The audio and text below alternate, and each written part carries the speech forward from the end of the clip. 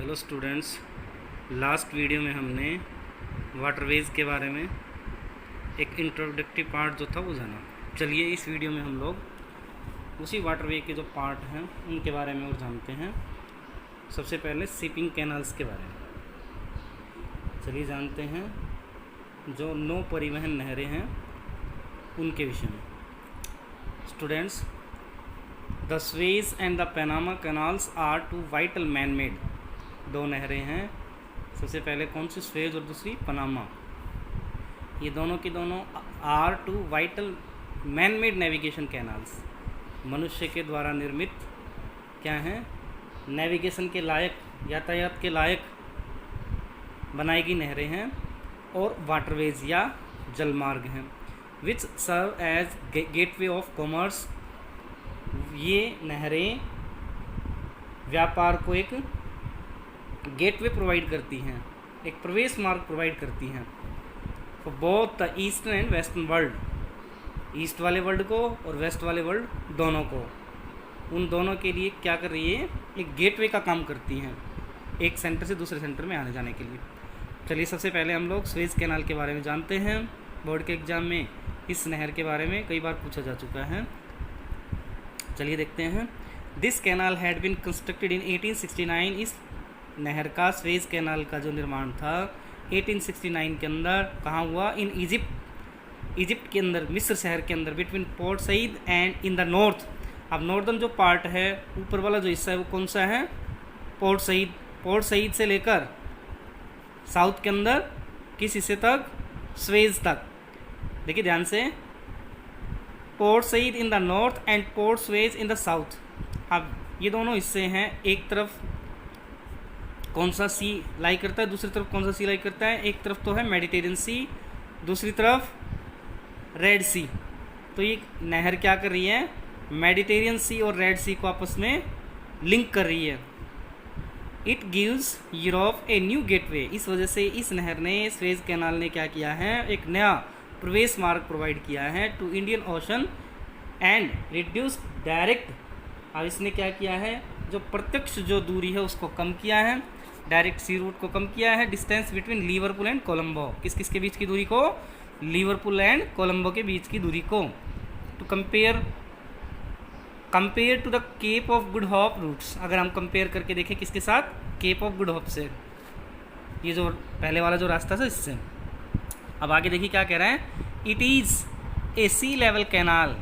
ये क्या है, एक इस प्रकार की नहर है जो सी कैनाल, सी लेवल कैनाल के रूप में विकसित की गई है। विदाउट लॉक्स, इसमें किसी प्रकार के तटबंध नहीं है, रुकावटें नहीं है। विच इज़ अबाउट 160 किलोमीटर है एंड इसकी जो लेंथ है टोटल कितनी बताइए, 160 kilometre and 11 to 15 metre deep. और जो गहराई है वो 11 से 15 मीटर के बीच में। About 100 ships travel daily. अब इस नहर के अंदर, स्वेज कैनाल के अंदर प्रतिदिन के नज़रिए से अगर देखा जाए तो 100 जो शिप्स हैं वो ट्रैवल करती हैं प्रतिदिन के हिसाब से। And each ship takes 10 to 12 hours to cross this canal. और हर एक जो नहर है, इस नहर के अंदर हर एक जो शिप है 10 से 12 घंटे लेती है इस कैनाल को पार करने में। The tolls are so heavy that some find it cheaper to go by the longer Cape route. अगर देखा जाए तो जो लंबा केप रूट है उसके पॉइंट ऑफ व्यू से अगर देखा जाए तो जो टोल्स हैवी होने की वजह से क्या कह रही है, इसको एक सस्ता साधन माना गया है। क्योंकि केप रूट से अगर होकर निकल रहे हैं जो जितने भी ट्रैवलर्स हैं, जितने भी डेली पैसेंजर हैं, उनको हैवी टोल्स देने पड़ते, टैक्सेस देने पड़ते। तो उस नज़रिए से इस नहर की एक बड़ी क्रूशियल इम्पोर्टेंस है। चलिए आगे देखते हैं। A railway follows the canal to Suez and from Ismailia there is a branch line to Cairo. ध्यान से देखिए क्या बताया इसने, एक जो रेलवे है, एक रेलवे का भी विस्तार किया गया है जो इस नहर के साथ साथ जाता है। फिर इसके बाद इसकी एक जो शाखा है, कहाँ से कहाँ के बीच में जा रही है, इस्माइलिया से सियारो की तरफ या कैरो की तरफ इसकी जो एक ब्रांच है वो गुजर रही है। एक फिर से देखिए इस लाइन को, एक रेल मार्ग इस नहर के सहारे स्वेज तक जाता है और फिर इस्माइलिया से एक शाखा कहाँ की तरफ निकल जाती है, कैरो की तरफ। आगे देखिए next line, a navigable fresh water canal from the Nile also joins the Suez canal, एक यातायात योग्य जो फ्रेश वाटर कैनाल है वो भी from the Nile also joins the Suez canal in Ismailia to supply fresh water to Port Said and Port Suez. क्या कह रहा है इसके जरिए, नील नदी से एक नौगम्य ताज़ा पानी की नहर भी स्वेज नहर से इस्माइलिया में मिलती है, जिससे पोर्ट सईद और स्वेज नगरों को ताज़े पानी की जो आपूर्ति है वो की जाती है, फ्रेश वाटर प्रोवाइड कर रही है। अब मैप के अंदर देखिए किस तरीके से कहाँ कहाँ से गुजर रही है, ध्यान से देखिए, पोर्ट सईद से और कहाँ गुजर रही है, स्वेज तक, पोर्ट स्वेज तक। अब दो जो सी थे, सबसे पहले मेडिटेरियन सी और उसको किससे जोड़ रही है, रेड सी से। चलिए नेक्स्ट जो कैनाल है उसके बारे में स्टडी करते हैं, द पनामा कैनाल। चलिए इसके बारे में और देखते हैं। This canal connects the Atlantic ocean in the east. देखिए ईस्ट के अंदर जो अटलांटिक ओशन है उसको और किसके साथ जोड़ रही है, to the Pacific Ocean in the west. West के अंदर जो पैसिफिक ओशन है उसके साथ इसको लिंक कर रही है कौन सी नहर, Panama canal. It has been constructed across the Panama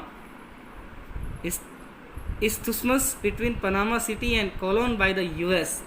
ध्यान से देखिए, इसका निर्माण जो था पनामा इस्थुस्मस का मतलब होता है जलडमरू मध्यम, इसके आर पार पनामा नगर एवं कोलोन के बीच किसके द्वारा किया गया, यूएस के द्वारा किया गया। किन किन के बीच में, ध्यान से देखिए, किन किन के बीच में बताया इसका निर्माण, पनामा नगर एवं कोलोन, और किसके जरिए किया गया, यूएसए के जरिए। अब आगे देखिए क्या कहा है इसने, government which purchased 8 kilometre area on either side and named it the canal zone. सरकार ने क्या किया, दोनों ही ओर के जो 8 किलोमीटर क्षेत्र को खरीद लिया और इसे एक नहर मंडल का कैनाल जोन का नाम दिया। The canal is about 72 kilometre long and involve a very, इसकी जो लेंथ है वो कितनी है, देखिए उसकी जो लेंथ थी, ध्यान देना है आप लोगों को, कितनी बताई थी, 160 किलोमीटर, 160 किलोमीटर किसकी, स्वेज कैनाल की। किंतु जो पनामा है उसकी जो लेंथ हो कितनी है, 72 kilometre long and involve a very deep cutting for a length of 12 kilometre. ध्यान से देखिए ये क्या कह रहा है कि यह नहर लगभग 72 किलोमीटर लंबी है, जो लगभग 12 किलोमीटर लंबी अत्यधिक गहरी कटान से युक्त है। 12 किलोमीटर इसमें क्या है, डीप कटिंग है, गहरी कटान है। It has a 6 lock system and ships cross the different levels through these locks before entering the gulf of Panama. Panama की खाड़ी में प्रवेश करने से पहले क्या कह रहा है, इस नहर में कुल 6 जलबंधक तंत्र हैं। पनामा जो खाड़ी है उसमें एंटर करने से पहले इसको 6 जलबंधकों को पार करना पड़ता है। इसके साथ साथ इन जलबंधकों से होकर विभिन्न ऊंचाई की समुद्री सतह को ये पार करती हैं। आगे देखिए, it shortens the distance between New York and San Francisco by 13,000 kilometre by sea. एक क्रूशियल बात क्या है, इसने जो दूरी है उसको कम कर दिया, 13,000 किलोमीटर समुद्र के जरिए, किन किन के बीच में, न्यूयॉर्क और जो सैन फ्रांसिस्को शहर है उनके बीच में। Likewise the distance between western Europe and west coast of USA. ठीक इसी तरीके से क्या कह रही है, जो दूरी है किन किन के बीच में, ध्यान से देखिए, यूरोप और संयुक्त राज्य अमेरिका के जो कौन से कोस्ट हैं, west coast of USA and north eastern and central USA, इसके साथ साथ east and south east Asia, इन सब की दूरी को इन्होंने क्या किया, इस नहर ने शॉर्टन किया है, कम किया है। The economic significance of this canal is relatively less, लेकिन अगर देखा जाए आर्थिक महत्व तो इस नहर का कम है, किसके कंपैरिजन, स्वेज कैनाल की कंपैरिजन।